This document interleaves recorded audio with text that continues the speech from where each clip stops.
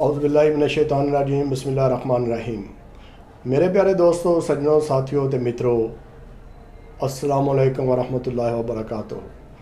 मेरे प्यारे दोस्तों, सज्जनों, साथियों ते मित्रों, मैं अल्लाह रब्बुल इज़्ज़त से दुआ गो हूँ कि आप, आपके अहलो याल, आपके यार अहबाब, आपके माल मवेशी मेरे खुदा की ख़ास निगाह करम में हो। प्यारे दोस्तों, आपकी दुआओं से मैं आपका दोस्त चौधरी मोहम्मद अकील हजूरी अल्हम्दुलिल्लाह अल्लाह रब्बुल इज़्ज़त के ख़ास करम में हूँ, ख़ास निगाह में हूँ। मुझ पर मेरे रब के बेइंतहा एहसानात हैं। ये सब आपकी दुआओं के सदक़े हैं। प्यारे दोस्तों, हमारे एक बहुत प्यारे दोस्त मोहम्मद साजन ने यह सवाल किया, सर मुझे हेपाटाइटिस बी है, बराए मेहरबानी कोई इलाज बता दें, मैं बहुत तकलीफ़ में हूँ।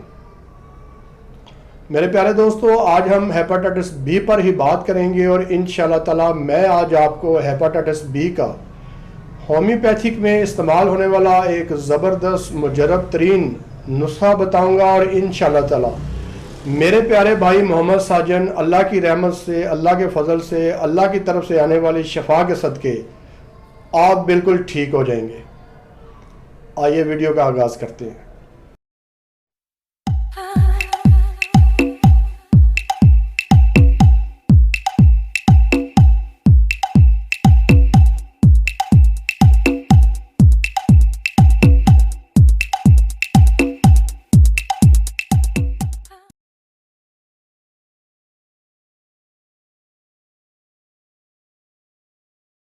दोस्तों, सज्जनों, साथियों ते मित्रों, हेपाटाइटिस बी आपका छुपा हुआ दुश्मन है।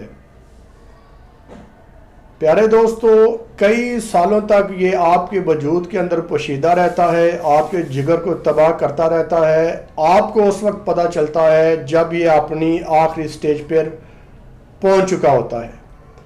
आज हम हेपाटाइटिस बी पर तफसील से बात करेंगे। उसके बाद इंशाअल्लाह ताला आपको हेपाटाइटिस बी की एक रेमेडी बताऊंगा।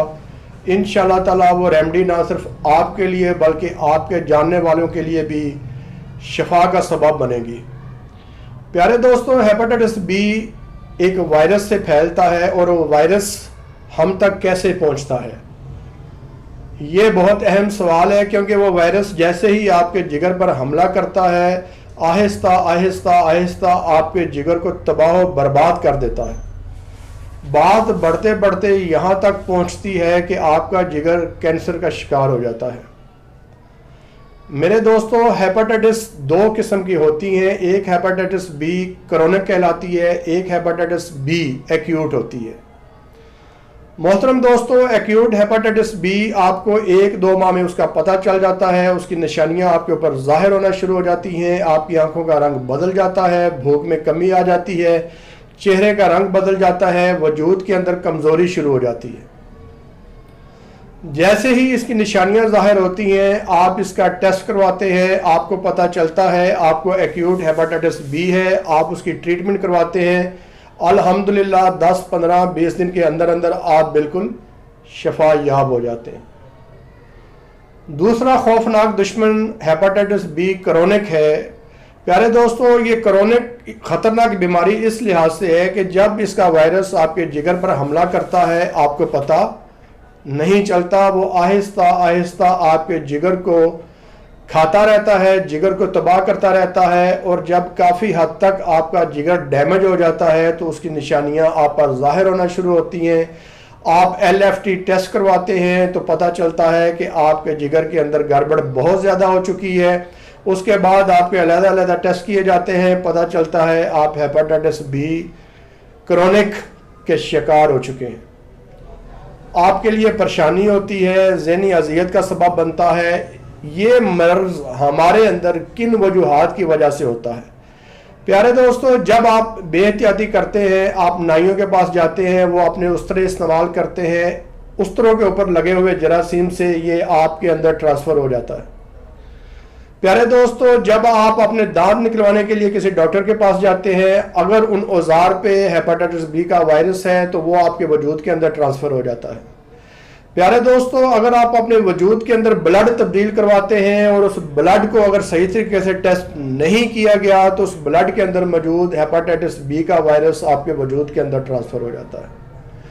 प्यारे दोस्तों, अगर आप कहीं गिरते हैं, चोट लगती है आपको, आप जख्मी हो जाते हैं और आप मरहम पट्टी वगैरह करवाने के लिए किसी के पास जाते हैं और वहां पर कोई गलत औजार इस्तेमाल कर दिया जाता है, इस वजह से आपको हेपेटाइटिस बी हो जाता है।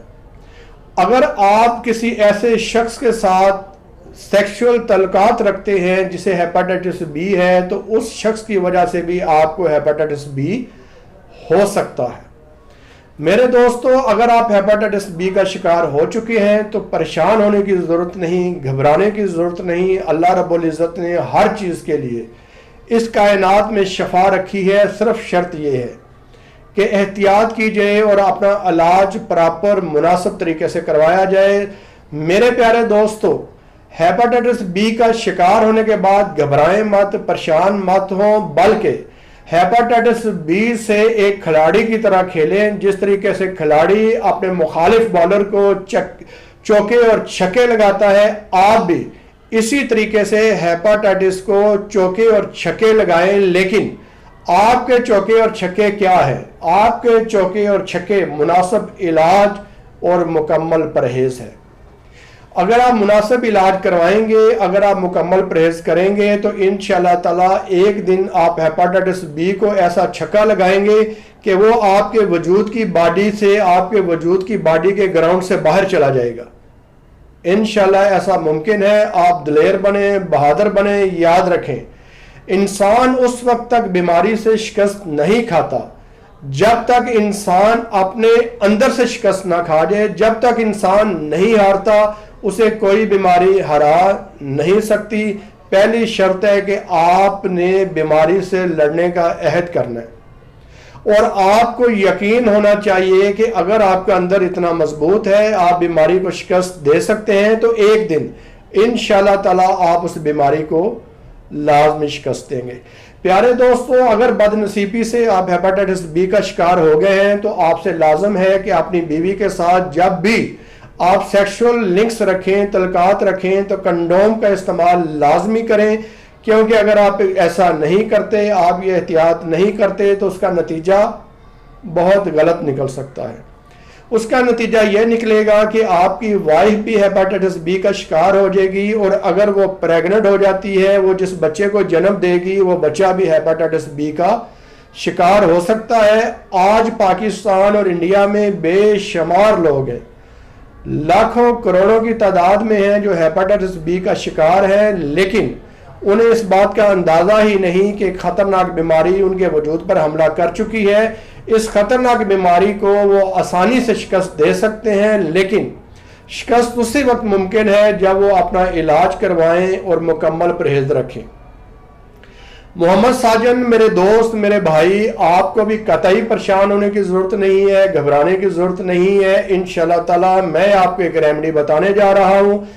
आप इस रेमेडी का बराबर इस्तेमाल करें, प्रॉपर परहेज करें। इंशाअल्लाह ताला मैं आपसे वादा करता हूं कि अल्लाह रब्बुल इज़्ज़त के शहनशाहत में, मेरे रब के दरबार में, मेरे रब की कायनात में, मेरे रब के सिस्टम में अगर आपके लिए शफा लिखी है, तो आप लाजमी तंदुरुस्त होंगे और इंशाअल्लाह ताला आप देखेंगे कि आप बहुत बहादुरी के साथ, बहुत आसानी के साथ इस बीमारी को शिकस्त देंगे और इंशाअल्लाह ताला अल्लाह की रहमत से पहले की तरह तंदुरुस्त हो जाएंगे। लेकिन ज़हनी तौर पर आप इस बीमारी को शिकस्त देने के लिए तैयार हो जाएं। मैं आपका भाई चौधरी मोहम्मद अकील हजूरी हर वक्त आपके साथ हूं और इंशाअल्लाह ताला आप 24 घंटे में जब चाहें, जिस वक्त चाहें, आप कमेंट्स में लिखें। आपके साथ जो भी मसला होगा, जो भी प्रॉब्लम होगा, मैं आपको फौरी तौर पर जवाब दूंगा।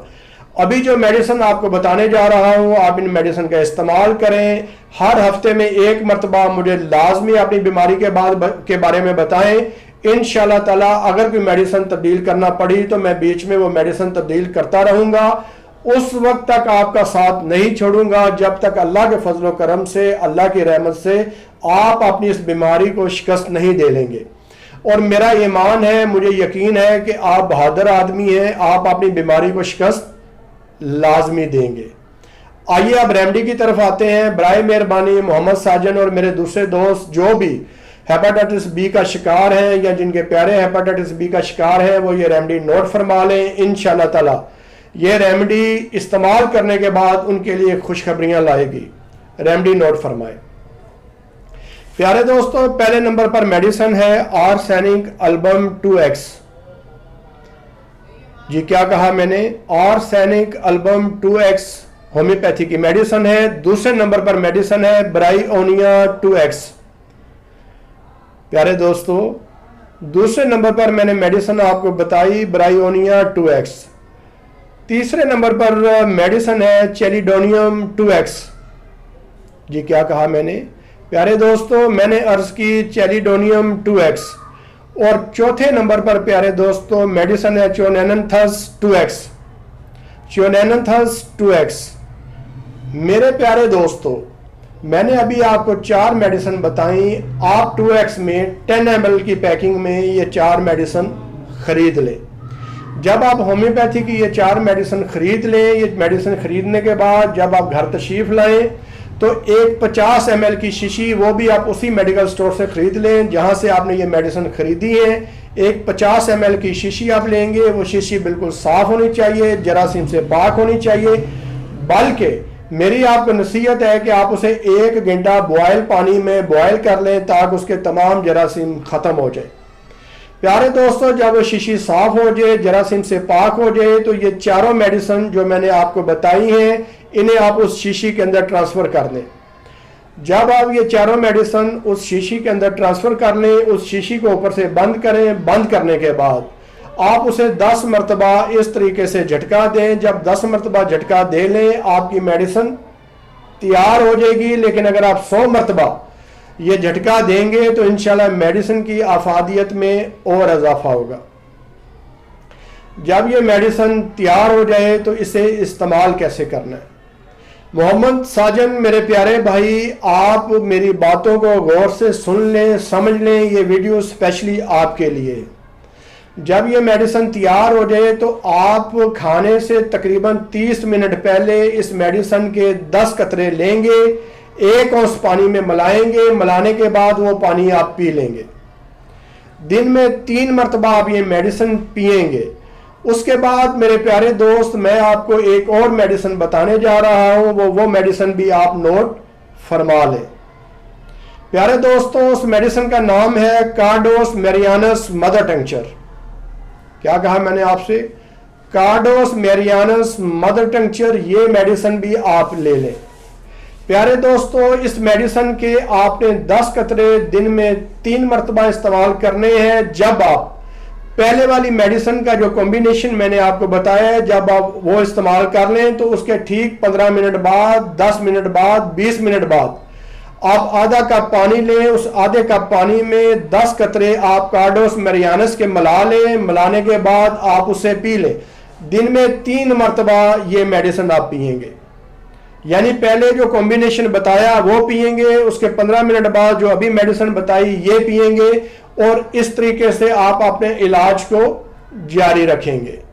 महीने में 1 दफा आप मुझे मोहम्मद साजन अपने बारे में रिपोर्ट दें। आपकी तबीयत इंशाल्लाह इस मेडिसिन के इस्तेमाल के फौरन बाद बेहतर होना शुरू हो जाएगी।